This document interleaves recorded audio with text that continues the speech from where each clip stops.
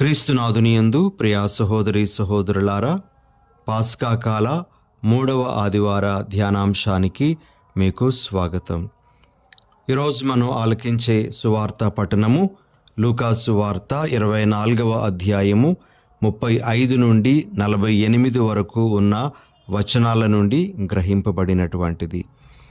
ఈ వాక్య భాగంలో యేసు ప్రభు తన పునరుత్థానం తరువాత తన శిష్యులకు దర్శనమిచ్చేటువంటి విషయాన్ని మనకు తెలియజేస్తూ ఉంది. ప్రభువు తన యొక్క శిష్యులతో మాట్లాడుతూ, మీరు ఎందుకు కలవరపడుతూ ఉన్నారు?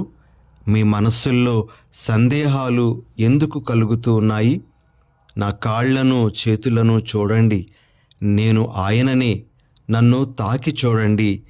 ఈ విధంగా భూతములకు ఎముకలు మాంసము ఉండవు అని ఆయన తన చేతులను కాళ్లను చూపించినప్పుడు, ఆ చేతులు కాళ్లల్లో ఉండేటువంటి ఆ గాయములను ఆయన చూపించినప్పుడు శిష్యులు ఆశ్చర్యానికి లోనయ్యారు, కానీ వారు ఇంకా విశ్వసించలేకపోయారు. ప్రభు ఇంకా వారితో భోజనానికి కూర్చుండి మరి తన గురించి పాత నిబంధనలో వ్రాయబడినటువంటి విషయాలన్నీ కూడా వారికి వివరిస్తూ వారికి మనోవికాసం కలిగేటట్లుగా ఆయన చేశారు. అయితే ప్రియ సహోదరి సహోదరులారా, శిష్యులు యేసు ప్రభు యొక్క పునరుత్థానం గురించి పూర్తిగా గ్రహించగలిగింది పరిశుద్ధాత్మను పొందిన తర్వాతనే. ప్రభువు వారికి ఎంతగా వివరించినా, ప్రభువు వారికి తన గాయాలను చూపించినా వారిలో ఇంకా ఏదో అనుమానం పడుసూపుతూనే ఉండింది. కానీ ఎప్పుడైతే పరిశుద్ధాత్మను వారు పొంది ఉన్నారో అప్పుడు వారిలో ఉండేటువంటి అనుమానాలన్నీ కూడా పటాపంచలయ్యాయి. వారు ప్రభు తమ ముందు చేసినటువంటి ఆ అద్భుత కార్యాలన్నీ కూడా జ్ఞాపకం చేసుకున్నారు. ప్రభు యొక్క జీవిత సత్యాన్ని వారు గుర్తించారు. వారు ధైర్యంగా అందరికీ ప్రకటించడానికి ముందుకు వచ్చారు. అలా ప్రకటించే క్రమంలోని పునీత పేతురు గారు చేసినటువంటి ప్రసంగంలోని ఒక భాగాన్ని ఈరోజు మనము మొదటి పఠనంలో ఆలకించాము. అపోస్తుల కార్యములు 3వ అధ్యాయము 13 నుండి 15 వరకు మరియు 17 నుండి 19 వరకు ఉన్నటువంటి వచనాలలో మరి పేతురు గారి మాటలను మనము ఈ విధంగా ఆలకిస్తాం. మీరు జీవనకర్తను చంపియున్నారు, అయినను దేవుడు ఆయనను మృతుల నుండి లేపెను, మేము దీనికి సాక్షులము. ఒకప్పుడు ఎంతో భయంతో అవిశ్వాసంతో జీవించినటువంటి వారందరూ ఇప్పుడు ధైర్యంగా ఆయన పునరుత్థానానికి మేము సాక్షులము అని చెప్పగలుగుతూ ఉన్నారు. అంటే దానికి ముఖ్య కారణము వారి యందు పనిచేసినటువంటి పరిశుద్ధాత్మను పొందిన తరువాతనే వారు పునరుత్థానం గురించినటువంటి విషయాలను లోతుగా అర్థం చేసుకోగలిగారు, దానిని విశ్వసించి ప్రకటించగలిగారు.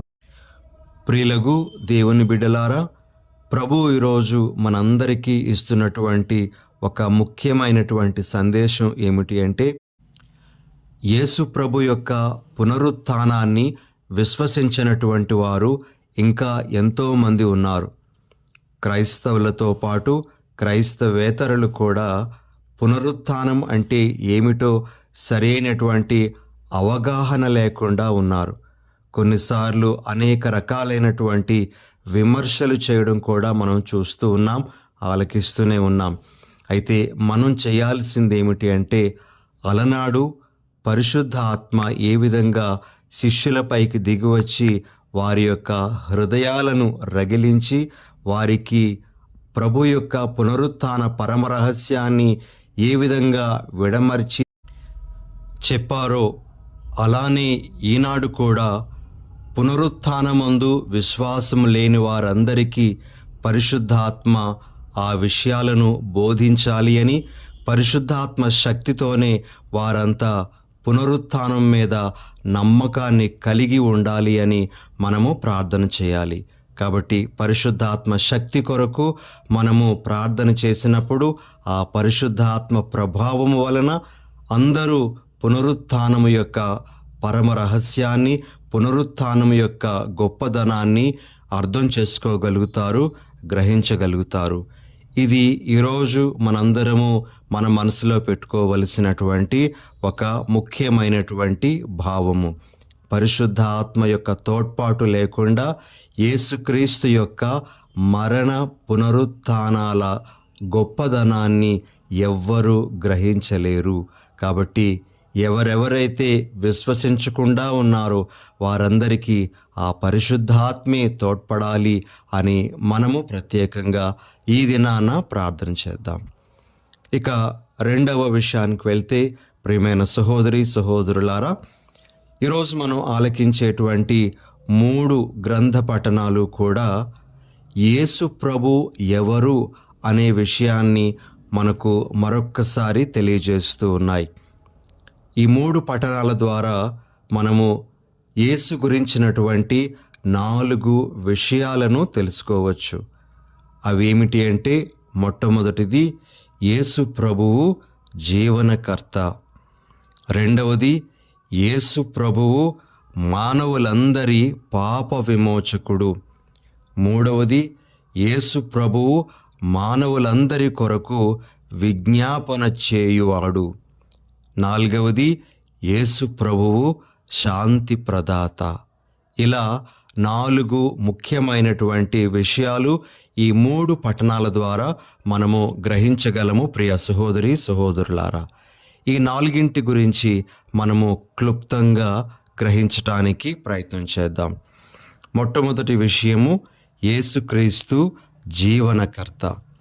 ఈరోజు మనము మొదటి పఠనము అపోస్తల కార్యములు 3వ అధ్యాయం నుండి ఆలకించాము. అక్కడ పునీత పేతురు గారు ఈ విధంగా ప్రసంగిస్తూ అంటారు 15వ వచనంలో, కనుక మీరు జీవనకర్తను చంపియున్నారు, అయినను దేవుడు ఆయనను మృతుల నుండి లేపెను, మేము దీనికి సాక్షులము. పేతురు గారు యేసు ప్రభువుని జీవనకర్త అని పిలుస్తూ ఉన్నారు. జీవనకర్త అంటే జీవానికి అధిపతి, ఆయన యందు జీవము ఉంది, అటువంటి ఆయనను మీరు చంపారు అని పేతురు గారు అక్కడ ఉండేటువంటి ఆ పెద్దలను ఉద్దేశించి చెప్పడం జరిగింది.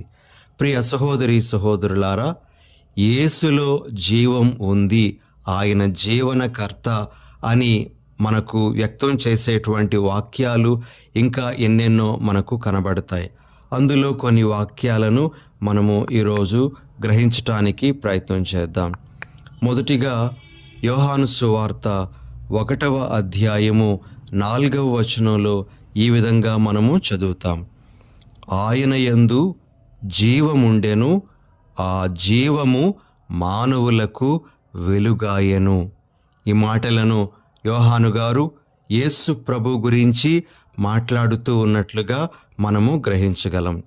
అదేవిధంగా యోహాను సువార్త 14వ అధ్యాయము 6వ వచనంలో యేసు ప్రభు తనను గురించి తాను చెప్పుకునేటువంటి మాటలు, నేనే మార్గము, నేనే సత్యము, నేనే జీవము. ఈ మాటల ద్వారా కూడా ప్రభువు తాను జీవనకర్త అనే విషయాన్ని మనకు వ్యక్తం చేస్తూ ఉన్నారు. మరి యోహాను సువార్త 10వ అధ్యాయము 10వ వచనం మనందరికీ బాగా పరిచయమైనటువంటి వాక్యమే. ప్రభు ఈ విధంగా అంటారు, నేను జీవమును ఇచ్చుటకు, దానిని సమృద్ధిగా ఇచ్చుటకు వచ్చి ఉన్నాను అనేటువంటి మాటలు. మరి ప్రియ సహోదరి సహోదరులారా, కీర్తనల గ్రంథంలో కూడా 36వ కీర్తన 9వ వాక్యంలో ఈ విధంగా మనము చదువుతాము, నీవు జీవపు చలమవు, నీ వెలుగు వలననే మేము వెలుగును గాంతుము. ఇలా యేసు ప్రభువు జీవము, ఆయన జీవనకర్త, ఆయనలో జీవము సంపూర్ణంగా ఉంది అనే విషయాలు మనం చూడగలం. కాబట్టి ప్రియ సహోదరి సహోదరులారా, మొట్టమొదటిగా యేసు ప్రభువు గురించి ఈనాటి పఠనాలు బోధించేటువంటి విషయం, ఆయన జీవానికి అధిపతి, ఆయన జీవనకర్త. మనము ఆయన యందే జీవించుచున్నాము, ఆయన యందే సంచరించుచున్నాము అనే విషయాన్ని ఎప్పుడు కూడా మర్చిపోకూడదు. ఇక రెండవ విషయం, యేసుక్రీస్తు మానవులందరి పాప విమోచకుడు. ఈ విషయాన్ని ఈరోజు మనం ఆలకించినటువంటి రెండవ పఠనంలో చూడగలము. ప్రియ సహోదరి సహోదరులారా, యోహాను గారు ఈ విధంగా అంటారు, తాను రాసినటువంటి మొదటి లేఖ 2వ అధ్యాయము 2వ వచనములో, క్రీస్తే మన పాప విమోచకుడు, మనకే కాదు మానవులందరి పాపములకును ఆయన విమోచకుడు. ప్రియమైన సహోదరి సహోదరులారా, చాలామంది ఈ విషయాన్ని సరిగా అర్థం చేసుకోకుండా పాపుల రక్షకుడు అంటే సరిగా అర్థం చేసుకోక ఆ మాటలను వారు హేళనగా కూడా వాడడం మనము ఈ రోజుల్లో ఆలకిస్తూ ఉన్నాం. అజ్ఞానం వలన వారు కొన్నిసార్లు హేళనగా మాట్లాడుతూ ఉండవచ్చు. అయితే మనము ఈ మాటల వెనక ఉండేటువంటి భావాన్ని అర్థం చేసుకోవాలి. యేసు ప్రభు మానవులందరి పాపములకు తన యొక్క ప్రాణములను పరిహారంగా అర్పించి మానవ పాప విమోచకుడయ్యాడు అనే విషయాన్ని మనం గ్రహించాలి. యేసు ప్రభు గురించి యెషయా గ్రంథంలోనే వ్రాయబడినటువంటి మాటలు మొదటిగా మనం చూద్దాం. 53వ అధ్యాయము 10వ వచనంలో 2వ భాగంలో ఈ విధంగా వ్రాయబడి ఉంది, అతని మరణము పాప పరిహార బలి అయ్యెను అని. యేసు ప్రభు యొక్క మరణము మానవులందరి పాపములకు పరిహారముగా ఉండింది అనే విషయాన్ని అక్కడ ప్రస్తావించడం అనేటువంటిది మనం గ్రహించాలి. యేసు ప్రభు కూడా కడరాత్రి భోజన సమయంలో తన శిష్యులతో పాటు భోజనానికి కూర్చున్నప్పుడు ద్రాక్షారసంతో నిండినటువంటి పాత్రను అందుకొని వారికి ఆ పాత్రను అందిస్తూ ఈ విధంగా అంటారు. మత్తయి సువార్త 26వ అధ్యాయము 27, 28 వచనాలలో, తరువాత ఆయన ఒక పాత్రను అందుకొని కృతజ్ఞతా స్తోత్రములు చెల్లించి వారికి ఇచ్చి, దీనిలోనిది మీరు అందరూ త్రాగుడు, ఇది అనేకుల పాప పరిహారార్థమై చిందబడనున్న నిబంధన యొక్క నా రక్తము, నేను నా రక్తాన్ని పాప పరిహారార్థము చిందించటానికి వచ్చి ఉన్నాను అనే విషయాన్ని ప్రభు ఈ మాటల ద్వారా మనకు వ్యక్తం చేస్తూ ఉన్నారు. యోహాను సువార్త 1వ అధ్యాయము 29వ వచనంలో స్నాపకుడగు యోహాను, బప్తిస్త యోహాను గారు యేసు ప్రభువుని చూపిస్తూ, ఇదిగో లోక పాపములను పరిహరించు దేవుని గొర్రెపిల్ల అని పరిచయం చేయడం కూడా మనము అక్కడ ఆలకిస్తాము. ప్రియులకు సహోదరి సహోదరులారా, యోహాను గారు తాను రాసినటువంటి మొదటి లేఖ 1వ అధ్యాయము 7వ వచనంలోని 2వ భాగంలో ఈ విధంగా రాస్తారు, ఆయన పుత్రుడు యేసు రక్తము మనలను పాపములన్నింటి నుండి శుద్ధి చేయును అని. ఈ విధంగా అనేకమైనటువంటి బైబిల్ గ్రంథ వాక్యాలు యేసు ప్రభు మన పాప విమోచకుడు, మన యొక్క పాపములను కడిగి వేసేటువంటి వారు, తన రక్తముతో మనలను శుద్ధి చేసినటువంటి వారు అనే విషయాన్ని మనకు బోధిస్తూ ఉన్నాయి. కాబట్టి ప్రియ సహోదరి సహోదరులారా, రెండవ విషయం ఈరోజు యేసు ప్రభు గురించి పఠనాలు బోధించేటువంటిది ఏమిటి అంటే, ఆయన పాప విమోచకుడు, మానవులందరి పాప విమోచకుడు అనేటువంటిది. ఈ విషయాన్ని మన మనసుల్లో మనము పదిలంగా ఉంచుకొని మన పాపములను విమోచించేటువంటి ప్రభువే యేసు అనే విషయాన్ని విశ్వసించాలి. మన మనసుల్లో పదిలంగా ఆ విషయాన్ని ఉంచుకోవాలి. ఇక మూడవ విషయం ప్రియ సహోదరి సహోదరులారా, యేసు ప్రభు మానవులందరి కొరకు విజ్ఞాపన చేయువాడు అనే విషయాన్ని మనము గ్రహించాలి. దీనికి సంబంధించి మనము ఈరోజు ఆలకించినటువంటి 2వ పఠనంలో ఈ విధంగా వ్రాయబడింది. యోహాను గారు రాసినటువంటి మొదటి లేఖ 2వ అధ్యాయము 1వ వచనం. మీరు పాపము చేయకుండుటకై నా చిన్న బిడ్డలారా మీకు ఇట్లు వ్రాయుచున్నాను. కానీ ఎవరైనా పాపము చేసినచో మన కొరకు తండ్రి సమక్షమున న్యాయవాదిగా విన్నవించుటకు నీతిమంతుడు యేసుక్రీస్తు మనకు కలడు. మన తరపున ప్రార్థించటానికి యేసు ప్రభు తండ్రి కుడిపార్శ్వాన ఆసీనుడై ఉన్నారు. మనము పాపములో పడినప్పుడు మనలను తిరిగి లేవనెత్తడానికి ఆయన మన కొరకు ప్రార్థించటానికి తండ్రి సమక్షాన ఉన్నాడు అనే మాటలు అక్కడ మనకు కనబడుతూ ఉన్నాయి.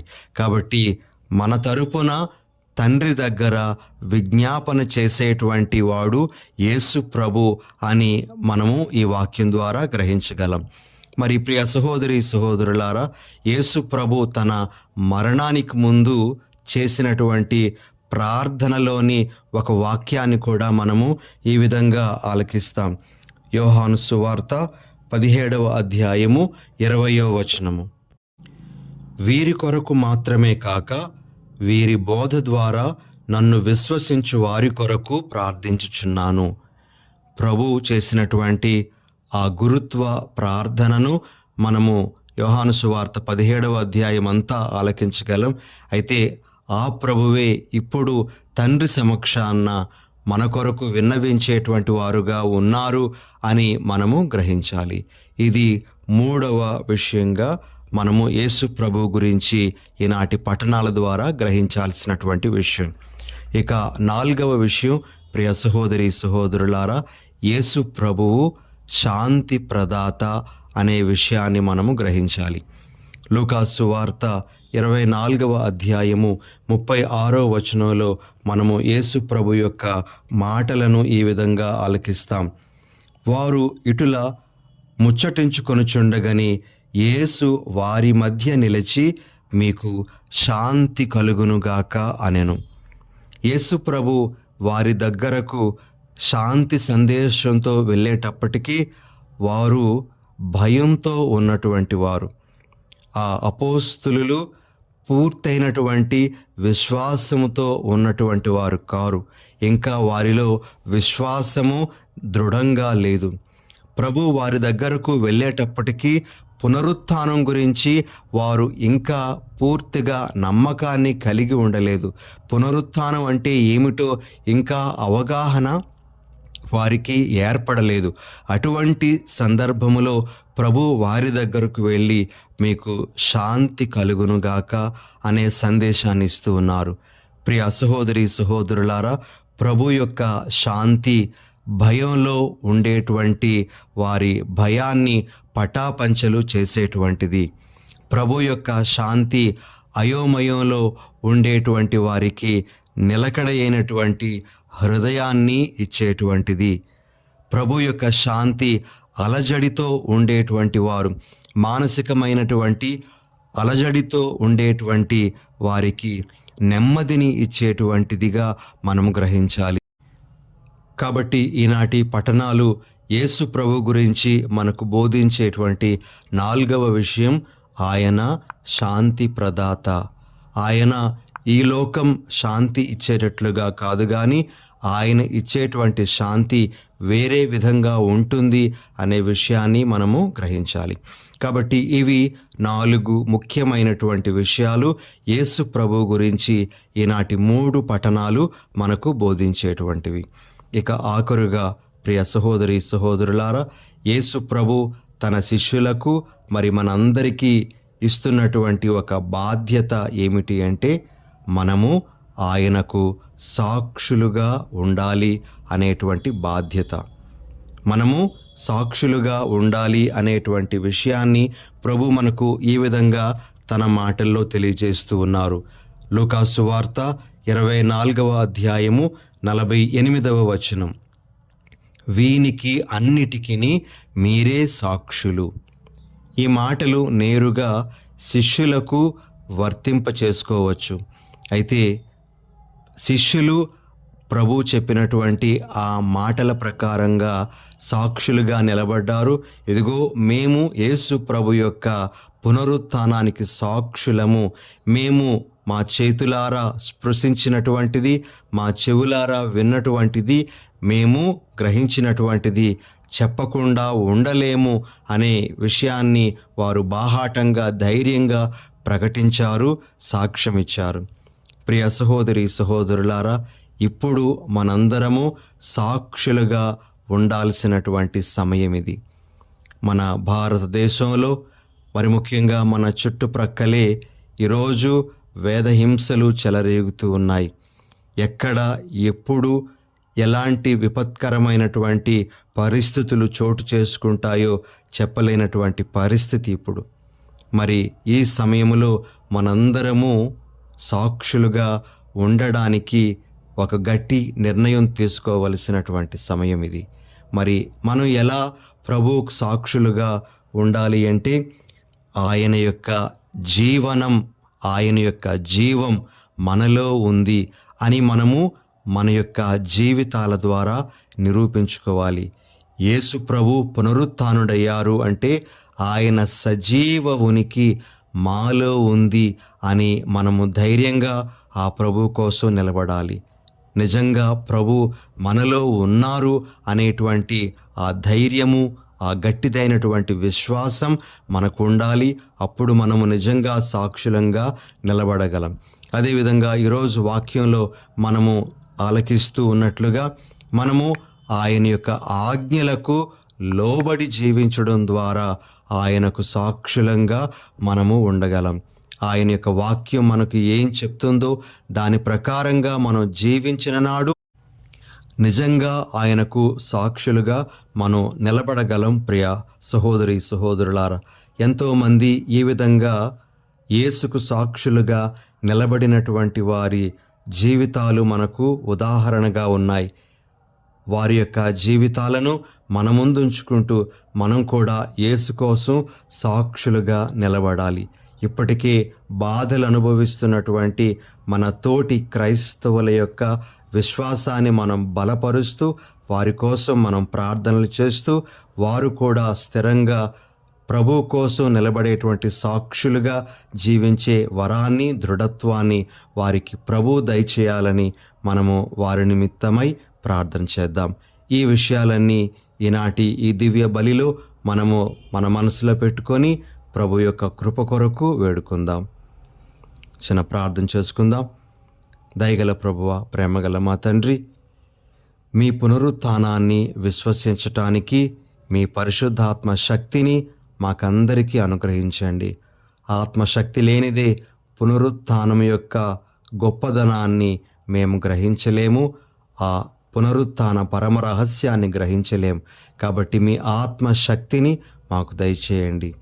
అదేవిధంగా యేసు అంటే ఎవరో మాకు ఈనాటి పఠనాలు మరొక్కసారి తెలియజేస్తూ ఉండగా ఆ యేసు ప్రభు గురించినటువంటి విషయాలను ఇంకా లోతుగా అర్థం చేసుకునే వరాన్ని మాకివ్వండి. మేము మీకు సాక్షులుగా నిలబడేటువంటి ఆ శక్తిని, బలాన్ని మాకు ప్రసాదించమని మేము వేడుకొనుచున్నాం. ఈ మా మనవులన్నీ మా ప్రభువైన యేసు ఘనమైన నామమున అడిగి వేడుచున్నాం పరమ తండ్రి. ఆమెన్.